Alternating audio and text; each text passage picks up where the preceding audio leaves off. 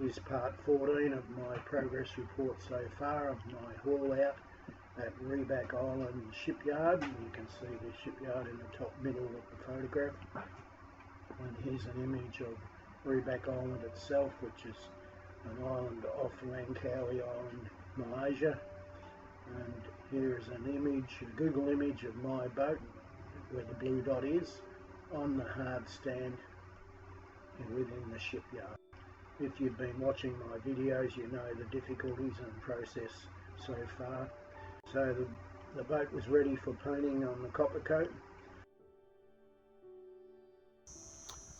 Finally, I'm ready to start the process of putting the copper coat on. As you can see, there were certain areas that I touched up. What happened there was I ground out too much of the glass and I had to fill it and then paint 4 coats of epoxy, and I used the brown to fill it to make sure that I was doing it properly. It turns out okay. So it's sanded, ready for the copper coat process. I'm quite happy with what I've done so far. Here's the equipment I've used in this copper coat process. The equipment I'm going to use is on the bench. These small rollers, I'm not going to use them because the copper coat videos that I've watched tell me that I shouldn't use anything but a thin mohair roller. So here is the thin mohair roller that I'll be using. I'll have to buy some more of those because copper coat is in a kit of 3, 1 resin, 1 hardener and 1 pure copper coat powder. I'll be measuring using a scale. I was quite meticulous with weighing everything before I mixed it using a pair of kitchen scales.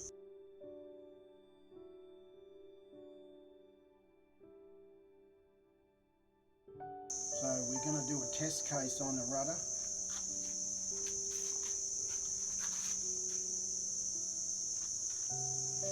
We're going to do a test case on the rudder, and I'll put 10% of isotopic alcohol into a container, and I'll put 1/4 of this into a container, and 1/4 of this into a container, and 1/4 of this into a container. So it's part A of the copper coat, part B of the copper coat, and the copper itself, and the alcohol. So I'm going to mix it up and then roll it on that the rudder.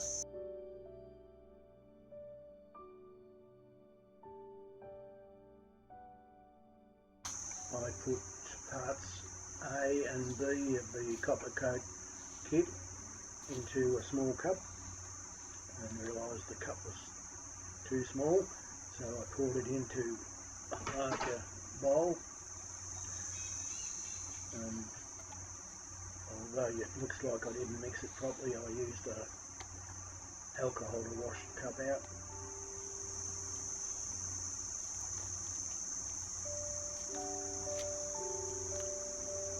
I then poured in the copper itself gradually,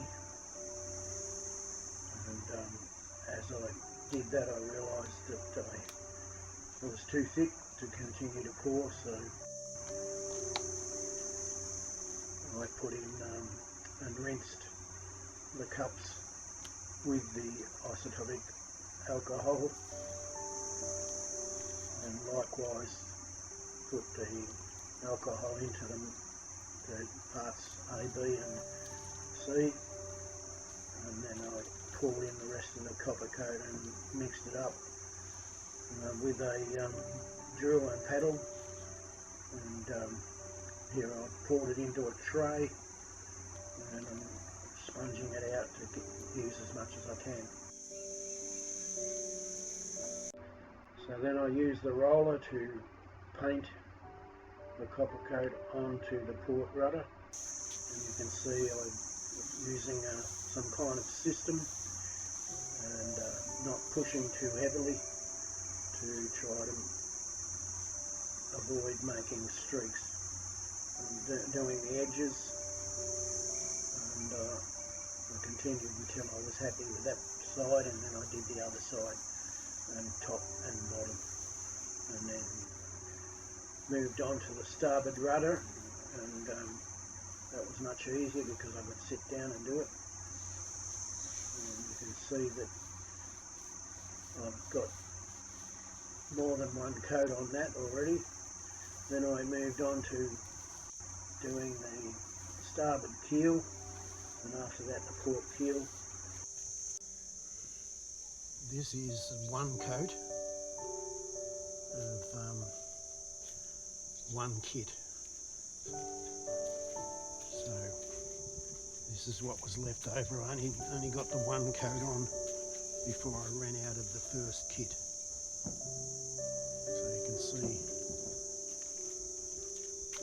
some unfinished areas. The second coat would have covered that. Here's two coats, but it's still not quite good enough. A third will probably fix it up, and I'll have another look at whether I do a fourth coat.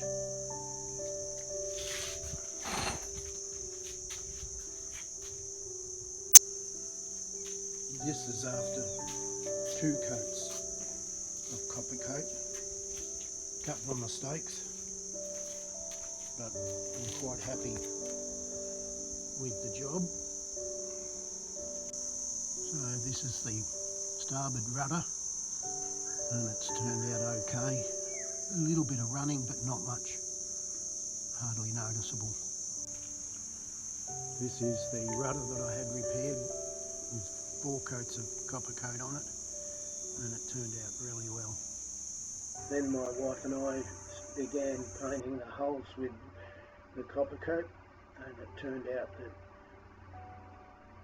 the inside and the outside of the port and starboard holes took 2 kits each to complete the task. In some areas it was 2.5 kits.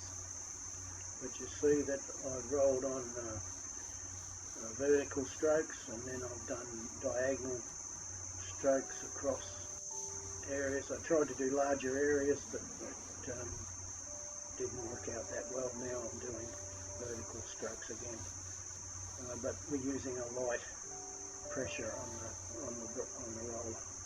I quickly learnt that in Malaysia's 30-degree heat, 15% alcohol is definitely needed. This is the final result of 4 coats of copper coat on the starboard inside hull.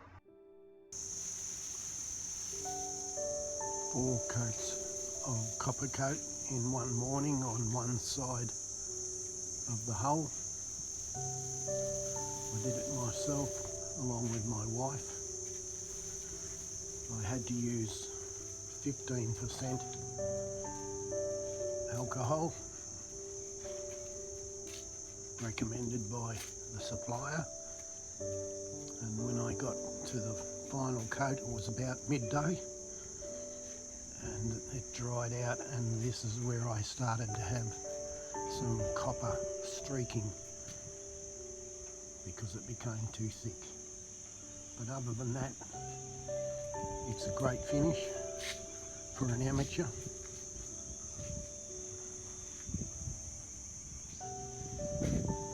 So you can see runs in the copper, but there's no runs in the actual paint itself.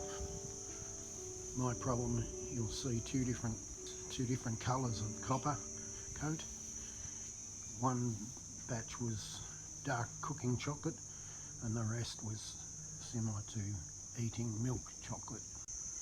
You can see the shine on the 4th coat, whereas this side is only 3 coats, and I stopped when I realised it was too hot in the heat of the day at midday. So I'll just sand it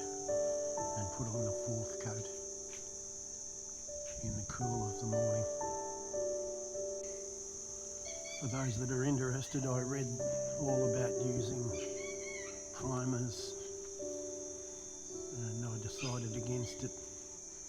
Here are 3 coats, maybe even 4 coats of epoxy with a brown tint so that I could see where I was up to, and then this is sanded back and then Scotch Brite in preparation for the copper coat.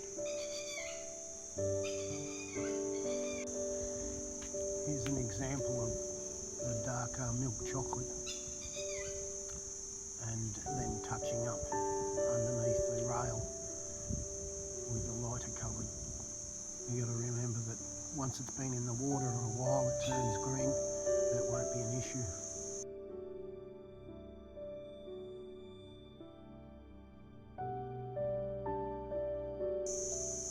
After 2 coats of copper coat, it became quite obvious that I needed to wash my brushes and equipment. So that's something you need to be aware of. In temperatures of 30 degrees it goes off or goes dry very quickly. So stop and wash your rollers and roller handles, brushes, containers. In other words, all your equipment, wash it with water before it gets too hard. And you can see the colour in the trays where it's become hard and made it difficult to wash off. Masking up is very, very important. You can see that the keels that I'd done earlier I covered up with plastic, and you can see that I needed to because of the run from the painting of the hull, and also the sail drives, I taped them up. And my obvious mistake was that I should have taped up the keels, but I figure that when I do the light sanding before the boat, I put the boat in the water, that won't be an issue. You really do have to make sure that your drains are plugged up before you start your copper coat job, or any painting actually, but the water runs down and causes blemishes in any paint job and makes it difficult to have a good finish. You'll see that there is a run there, but that's after the curing time and it's only a water stain, nothing to worry about. Turn off your bilges, especially if it's the rainy season, because if it does automatically start during the curing period, you've got problems with water stains within that softened copper coat. So the video was produced by myself, and it's the end of another exciting video of part 14 of my progress report of my haul out and application of copper coat.